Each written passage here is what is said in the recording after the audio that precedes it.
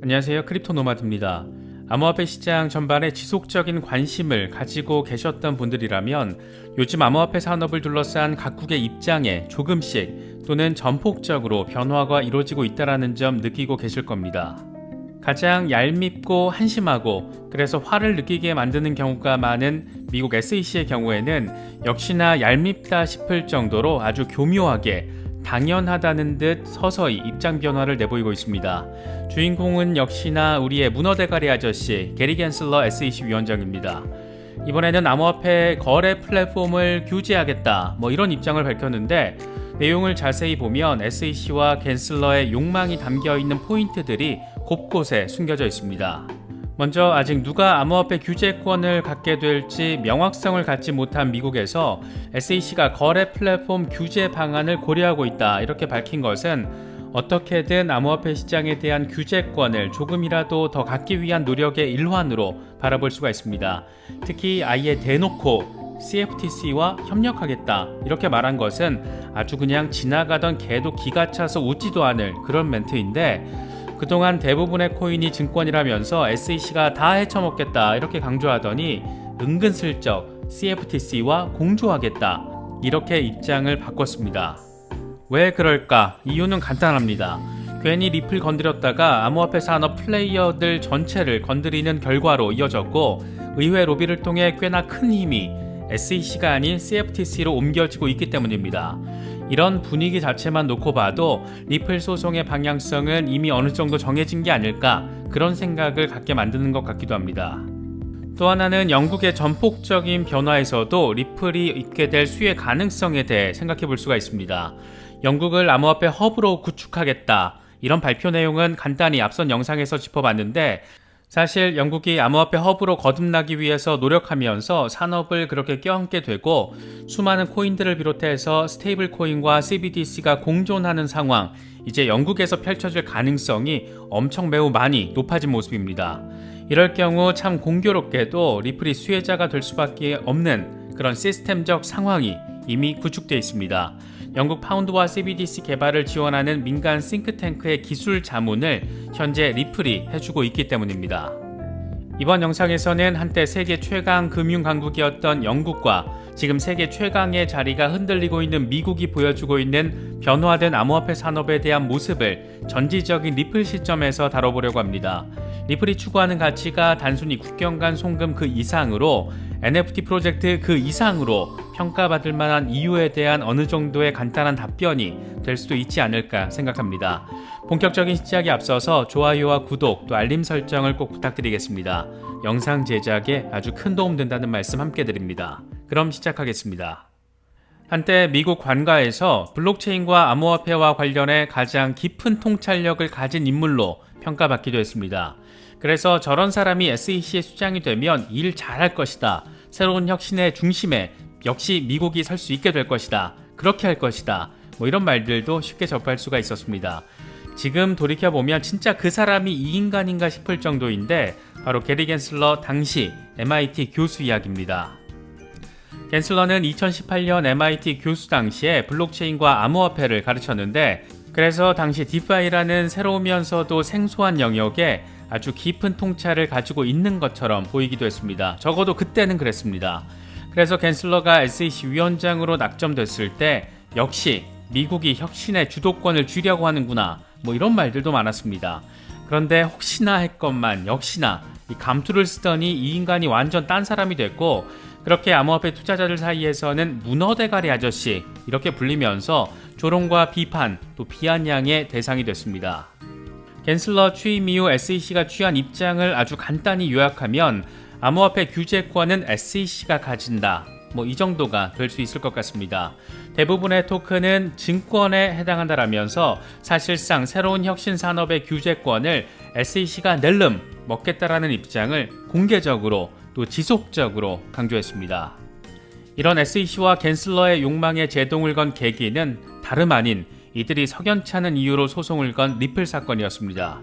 리플 사건이 암호화폐 산업 전체에 영향을 미치는 파급력을 선보이면서 그러니까 누구나 리플처럼 당할 수 있을 거라는 우려가 커지면서 리플 SEC 소송은 사실상 암호화폐 산업과 SEC의 대결 구도로 인식되기 시작했고, 산업 전체가 나서서 의회에 로비를 하면서 SEC에 제동을 걸려는 시도를 아주 적극적으로 했습니다.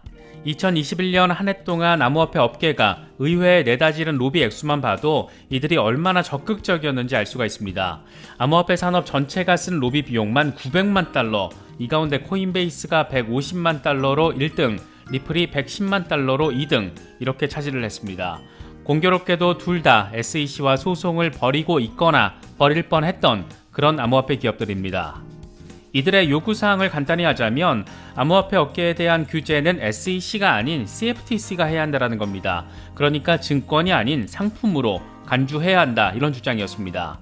업계 전반이 이렇게 똘똘 뭉쳐서 의회를 자극한 것이 먹혔는지 스멀스멀 의회에서 암호화폐 친화적인 의원들이 등장하기 시작했고, 이들이 하나의 목소리를 내기 시작하며 그렇게 SEC와 게리 겐슬러를 사실상 바보 취급하면서 비판하는 지금의 상황까지 벌어질 수 있게 된 겁니다. 이번에 문어대가리 아저씨가 갑자기 암호화폐 거래소를 규제하겠다, CFTC와 함께 규제안을 마련할 것이다, 이따구 소리를 갑자기 한 것은 이 같은 전반적인 흐름의 연장선에서 바라볼 수가 있습니다. 내용을 보면 이것저것 막 섞여 있어서 진짜 중요한 지점이 그렇지 않은 것과 섞여서 잘 보이지가 않습니다. 암튼 이 인간 진짜 교묘한 기술적 수사에 있어서는 탑 클래스인 것 같습니다. 어쨌든 특징적인 부분은 암호화폐 거래소들도 다른 증권 거래소처럼 등록해야 한다, 거래소 등록 제도를 먼저 도입한 뒤에 코인도 등록해서 규제하겠다, 이 정도가 우선 눈에 띕니다. 또 하나는 거래소의 마켓 기능과 수탁 서비스 기능을 분리하겠다라는 겁니다. 이건 혁신 산업의 측면이고 나발이고 기존 산업의 틀에 그대로 끼워서 그대로 규제하겠다, 이런 의도라고 볼 수 있는데, 이 인간이 멍청이가 아니라는 점을 고려하면 이건 역시 다분히 의도성이 짙습니다. 규제권을 SEC가 먹겠다라는 겁니다. 일단 여기까지는 암호화폐 산업의 핵심 키플레이어인 거래소에 대한 규제권을 SEC가 가져가겠다, 이런 의도를 다시 한번 분명히 한 것으로 바라볼 수가 있습니다. 겐슬러는 스테이블 코인 규제에 대해서도 언급했는데, 스테이블 코인이 거래소 소유이거나 개인 투자자들이 직접적으로 환매를 요구할 수 없는 경우가 있는 만큼 규제가 필요하다, 이 정도가 핵심입니다. 사실 또 이건 맞는 말이기도 합니다. 그런데 그는 이런 말을 하면서 CFTC 등 다른 감독 기구들과 논의하고 있다, CFTC와 협업하도록 지시를 했다, 이런 입장도 함께 밝혔습니다. 그동안 대부분의 코인이 증권이라서 자기들이 다 규제하겠다, 규제권 다 헤쳐먹겠다, 이렇게 밝히다가 갑자기 CFTC와의 협력 카드를 이미 진행하고 있다라는 점을 공개적으로 꺼내든 겁니다. 이런 겐슬러의 입장 변화와 관련해서 CFTC의 전 위원 브라이언 퀸텐즈가 아주 정확하게 그의 의도를 간파했습니다. 그는 자신의 트위터를 통해서 하하하, 누군가 공개적으로 협력을 요구할 때는 내러티브에 대한 통제력을 잃기 시작한 것을 의미한다, 이렇게 뼈 때리게 한 방을 날렸습니다. 하하하, 이거 제가 그냥 한 게 아니라 워딩입니다. 여기서 말하는 내러티브는 암호화폐 산업에 대한 규제를 말하는 것이고, 이것에 대한 규제권, 통제권을 SEC가 잃게 될 상황에 처하다 보니까 CFTC를 끌어들이고 있다, 이런 비판입니다. 사실 미국 백악관이 암호화폐 산업에 대한 행정명령을 발동하면서 의회와 재무부, 법무부가 관련 입법 작업에 착수는 했지만, 여전히 미국에서는 대체 그래서 누가 암호화폐 산업의 규제의 키를 갖게 되는 것인가, 쥐고 있는 것인가, 이것에 대해서 명확하게 답하기 어려운 상황을 확인해주고 있습니다. 말이 좋아서 조심스럽고 보수적인 접근이지 전 세계 각국이 암호화폐 산업 껴안기에 나서는 그런 상황에서 미국만 바보처럼 저러고 있는 겁니다. 미국 SEC가 이렇게 조바심을 내는 이유, 입장이 이랬다 저랬다 막 바뀌는 이유, 바로 이런 부분에서 근본적인 원인이 있다라고 바라볼 수가 있습니다. 당초 겐슬러는 암호화폐 산업 규제권을 당연히, 너무도 당연히 죄다 SEC가 먹으려고 시도를 했습니다. 그런데 리플 소송이 산업 전체를 반 SEC 구도로 만들어버리면서 SEC가 수세에 몰리게 됐고, 특히 산업 전체의 상징성을 갖게 된 리플에 대한 소송에서 SEC가 자꾸 공격당하는 상황을 확인하게 되니까 이 모양새가 상당히 크게 많이 빠지게 됐습니다. 가만히 있다가는 CFTC나 통화감독청에 다 넘겨주거나 혹시라도 암호화폐 규제 신설 기관이라도 출범을 하게 되면 SEC는 닥쳤던 개신세가 되기 아주 적절한 그런 상황에 지금 처할 수도 있게 된 그런 모습을 보이고 있습니다.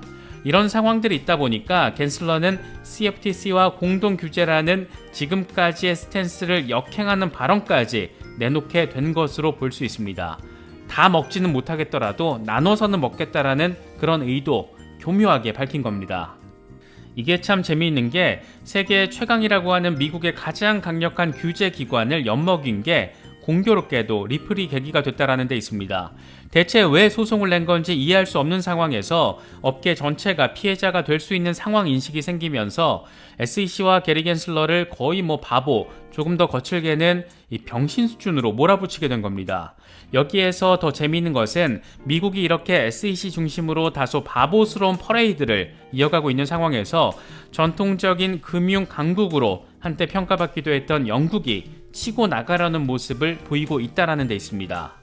앞선 영상에서 짚어봤듯이 영국 재무부는 영국을 암호화폐 허브로 만들겠다, 이런 아주 전폭적인 비전을 제시했습니다. 그동안 영란은행을 중심으로 비트코인이 기존 금융 시스템을 해친다, 이렇게 반대론이 상당히 우세했었는데 가만히 멍 때리다가 굶어주기 딱 좋겠구나, 이런 깨달음을 이제사 얻은 것으로도 바라볼 수 있을 것 같습니다. 러시아 중앙은행이 비트코인 그렇게 반대한 상황에서 크렘린이 그냥 밀어붙인 것처럼 영국 역시 비슷한 모양새 확인해주고 있는 그런 모습입니다. 결국 이들은 국가의 비전과 미래 이런 게 중요했던 게 아니라 금융산업의 기득권을 빼앗기는 밥그릇이 더 중요했다라는 점이 이렇게 하나둘 각국에서 잇따라 입증되고 있는 것으로도 바라볼 수 있을 것 같습니다. 영국 재무장관이 날린 멘트를 정리하면 간단합니다. 영국은 암호화폐 기업들이 기업하기 좋은 나라가 되겠다. 그러니까 영국에서 사업하고 투자해라. 우리가 돕겠다. 이 정도로 요약할 수가 있습니다.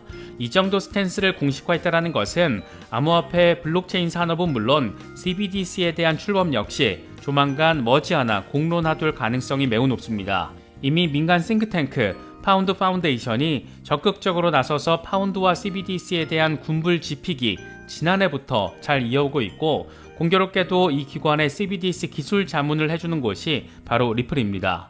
영국이 암호화폐 친화적인 스탠스를 강화하면 할수록 리플이 직접 또는 간접 수혜 대상이 될 수밖에 없는 그런 시스템이 지금 작동하고 있는 겁니다. 전지적 리플 관점에서 바라보자면 지금 글로벌 암호화폐 시장은 리플이 계기가 되든가 리플이 수혜를 받든가 이런 방식으로 퍼즐 조각들이 조금씩 맞춰져 가고 있는 모습입니다. 리플 역시 하도 많은 일들 동시다발적으로 진행을 하다 보니까 이게 뭔가 싶은 것들도 되게 많고 산발적으로 느껴지는 경우도 적지 않은데, 시간이 가면 갈수록 리플 자체적으로 또 각국의 암호화폐 정책적으로 퍼즐이 하나둘 껴맞춰지고 있다는 점 느끼실 수 있을 겁니다.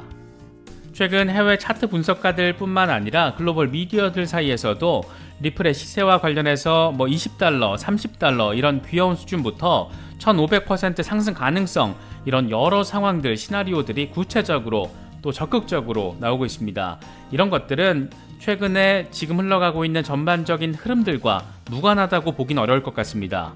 워낙 소송 이슈가 XRP 시세를 억누르고 있다 보니까 요즘처럼 기대감이 자리하는 시기에 긍정적인 차트 분석에 조금은 더 힘이 실리고 있는 것 같기도 합니다.